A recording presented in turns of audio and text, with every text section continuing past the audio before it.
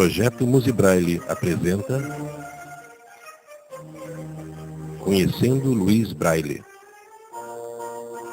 Patrocínio Petrobras.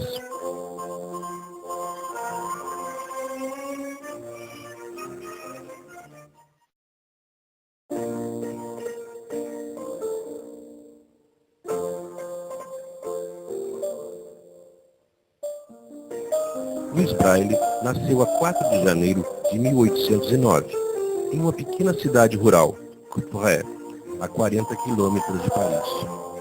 Seu pai era um artesão celeiro e Luiz era o caçula de uma família de 4 filhos. Seu destino ficou marcado quando, com cerca de 3 anos de idade, foi ferido gravemente em um olho na oficina de seu pai, provavelmente quando brincava com uma de suas ferramentas. Naquela época, era muito difícil curar aquele tipo de infecção, que se alastrou para o outro olho e, passados 2 anos, Luiz ficou completamente cego.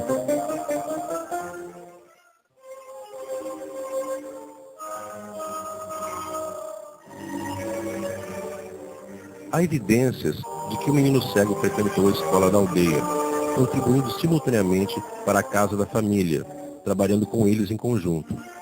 Costurava, ao que parece, franjas de chicote, o que provavelmente ajudou a desenvolver sua habilidade no manual, tão útil na sua vida.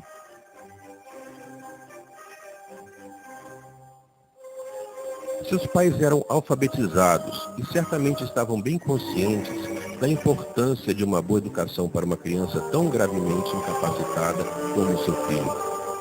Através de um padre da aldeia, foram informados da existência da escola fundada por Valentin Hauy em 1784 para dar abrigo e educação aos jovens cegos de Paris. Há evidências de que o pai de Luiz Braille escreveu várias cartas para a instituição real dos jovens cegos, tendo obtido finalmente a admissão do seu filho, que foi recebido em 1819, na época com 10 anos de idade.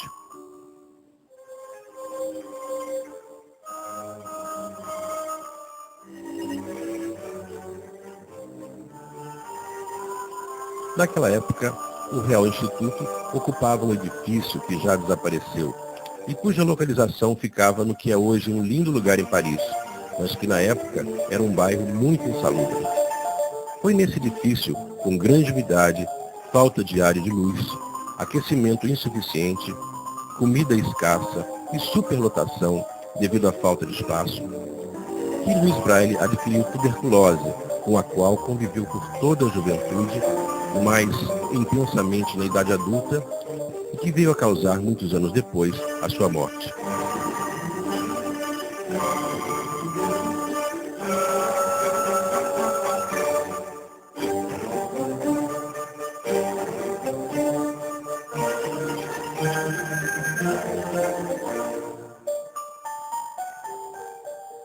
Na escola, os cegos liam usando caracteres em relevo que haviam sido desenvolvidos por Valentin Hauy, mas que eram difíceis de ler com os dedos.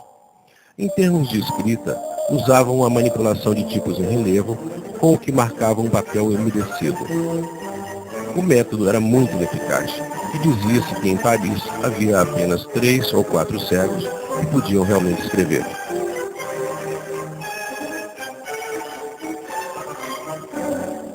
No Instituto também se aprendia música, introduzida ali por Hauy, sob influência de uma famosa pianista cega austríaca, Maria Teresa von Paradis, que fora aluna de renomados mestres, como Salieri, e para a qual até Mozart tinha escrito um concerto.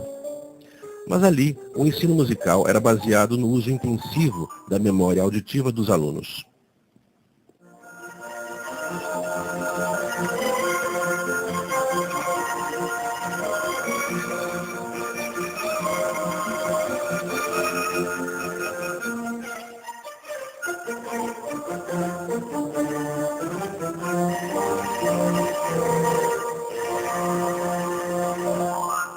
Em 1819, o militar Charles Barbier de la Serre, que havia inventado um método tátil para escrita noturna para soldados, visitou a instituição para demonstrar a efetividade de sua invenção. Braille teve contato com a técnica de Barbier em que os sons da língua eram representados por um conjunto de 12 pontos em relevo, dispostos em 2 colunas de 6 pontos, que eram marcados com um objeto pontiagudo em uma folha de papel. A ideia encantou ao menino Luís, que, passando a experimentá-la, logo percebeu as suas dificuldades e inconveniência de representar sons e não o alfabeto. O jovem Luís tentou argumentar com Barbier, por algumas vezes, sobre a vantagem de usar o alfabeto e também sobre usar menos pontos, mas o militar se mostrou totalmente irredutível. Felizmente, a indiferença de Barbier não impediu Braille de continuar a desenvolver o seu próprio sistema, no qual ele trabalhava, além de suas horas de estudo, seja pela manhã ou durante feriados, também no seio da família.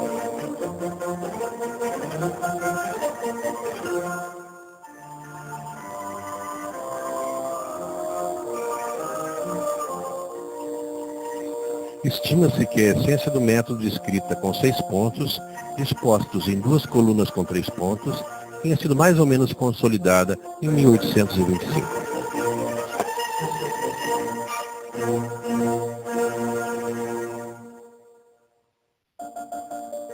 Os pontos foram organizados em padrões que visavam manter o sistema fácil de aprender. O sistema também oferecia inúmeras vantagens sobre o método de Haüy, como o fato de que, sendo as células de 2x3 bem menores do que as letras em relevo, os livros seriam muito menos volumosos.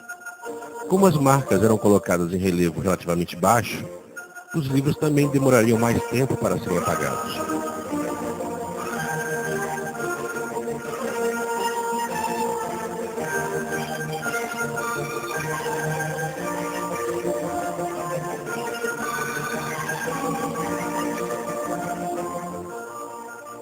Louis Braille foi também muito cuidadoso na questão da qualidade tátil do código, tendo removido as configurações de pontos que podiam ser confundidas por serem muito parecidas.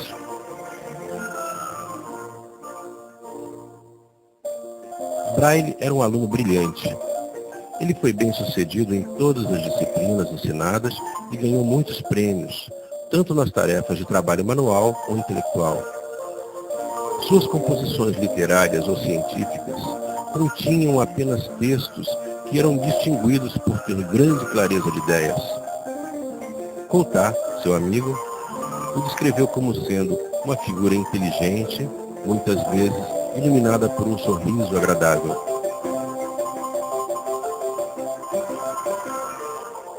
Braille não tinha ainda 15 anos quando lhe foram confiadas algumas responsabilidades de ensino, incluindo a oficina de chinelos e laços.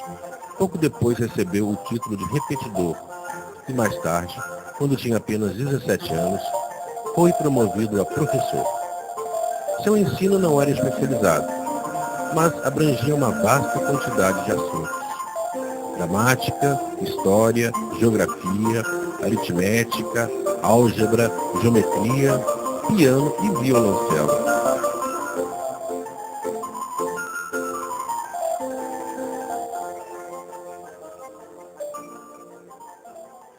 Parece que ele era tão bom professor quanto era bom aluno. Coulthard, seu amigo, descreve que seus alunos gostavam de suas aulas e o tinham como um professor amável, um amigo sábio, esclarecido, rico em bons conselhos. Além de ensinar oralmente, Luís escreveu alguns tratados muito bem concebidos.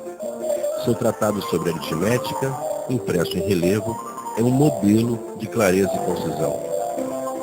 Ele dizia: nossos processos de escrita e impressão ocupam muito espaço no papel.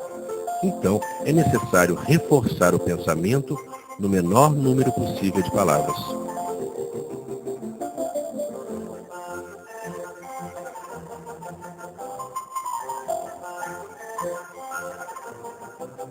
Em 1829, foi impresso em relevo, que ainda era o método oficial de escrita da instituição, o livro intitulado Método de Escrita de Palavras, Músicas e Canto-chão, através de pontos para os cegos e dispostos para eles, por Louis Braille, tutor na Instituição Real dos Jovens Cegos. A aceitação do método, entretanto, foi muito pequena, e praticamente limitada aos alunos e a alguns colegas e amigos de Braille. A segunda edição do método foi publicada em 1837. Essa nova edição, mais completa e mais clara do que a primeira, introduziu a notação do que se tornou a base para o que conhecemos como Notação Internacional de Musicografia Braille.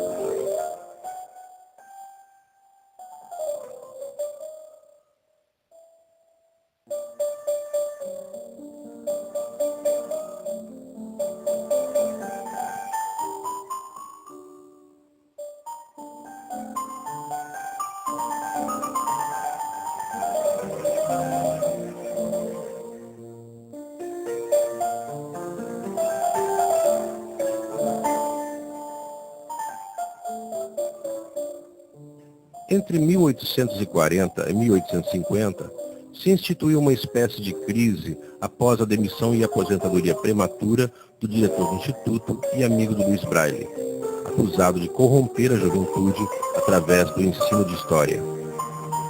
Seu sucessor começou por tentar limitar o uso da técnica de escrita e da musicografia de Braille, mas não conseguiu, e finalmente, a partir de 1847, a escrita Braille retomou sua escalada e também a musicografia.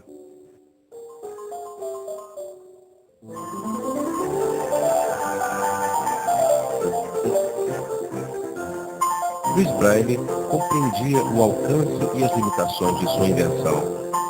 Ele era bem consciente de que a técnica de escrita não conseguia romper a dificuldade de comunicação entre os cegos e as pessoas não cegas. Em resposta a esses anseios, pôs em ação a imaginação e a inteligência e inventou um novo método que ele exibiu em 1839 através de um pequeno folheto impresso em preto, intitulado Novo Método de Representar por Pontos a forma de cartas, mapas, figuras de geometria, personagens da música, etc., aos cegos. A ideia era usar uma matriz composta por pequenos pontos, formando um relevo tátil, que pudessem, por um lado, ser reconhecidos tatilmente e, por outro, serem visualizados. Essa técnica poderia também ser usada para representar, através de uma matriz com um número maior de pontos, imagens, relevos, mapas e até contornos de rostos. Uma letra maiúscula seria representada por algo como 10 por 10 pontos. É interessante notar que, mais de um século depois, esse método foi reinventado pela IBM, que o chamou de matriz de pontos, que é a base para as impressoras matriciais usadas nos computadores.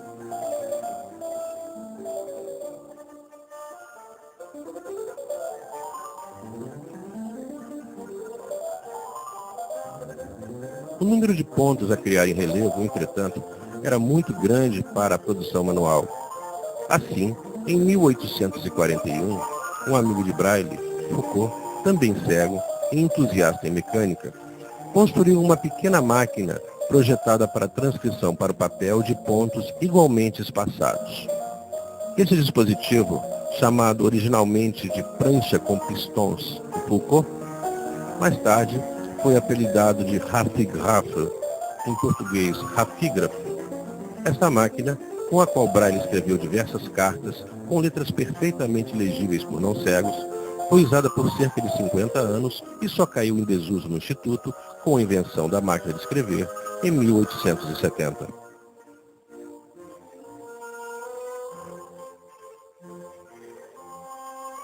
A disseminação do sistema Braille se desenvolveu lentamente. Levou mais de 25 anos para ser formalmente adotado na França, o que só veio a ocorrer após a morte prematura de Louis Braille devido à tuberculose.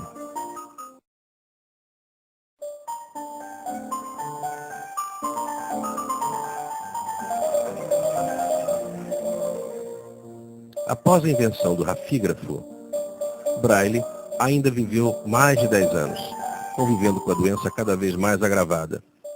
Gradualmente, ele foi deixando as suas funções como professor e, em 1840, as suas lições de música, mas não parou de trabalhar tocando órgão em várias igrejas de Paris.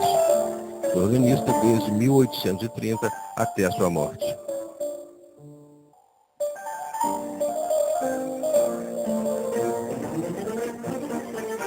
Na noite de 4 a 5 de dezembro de 1851, uma hemorragia forçou-o a parar de trabalhar. Acamado, cada vez mais enfraquecido por sucessivos sangramentos, morreu em 6 de janeiro de 1852, na presença de seus amigos e de seu irmão, após receber a extrema-unção. Braille foi enterrado em Coupvray, de acordo com os desejos de sua família.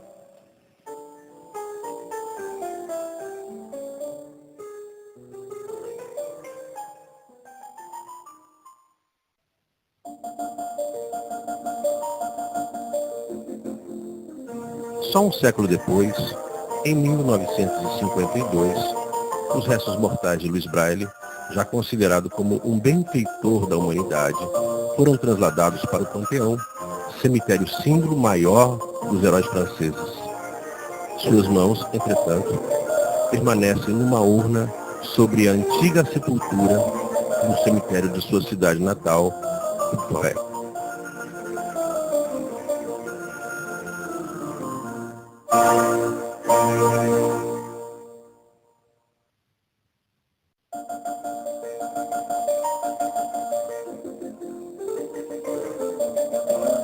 Projeto Luzi Braille, 2011. Texto e locução, Antônio Borges.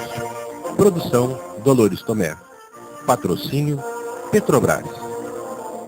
Apoio, Universidade de Brasília, MCE-UFRJ, Secretaria de Cultura do Distrito Federal, Governo do Distrito Federal, Lei de Incentivo à Cultura, Ministério da Cultura, Governo Federal. Brasil, país rico é país sem pobreza.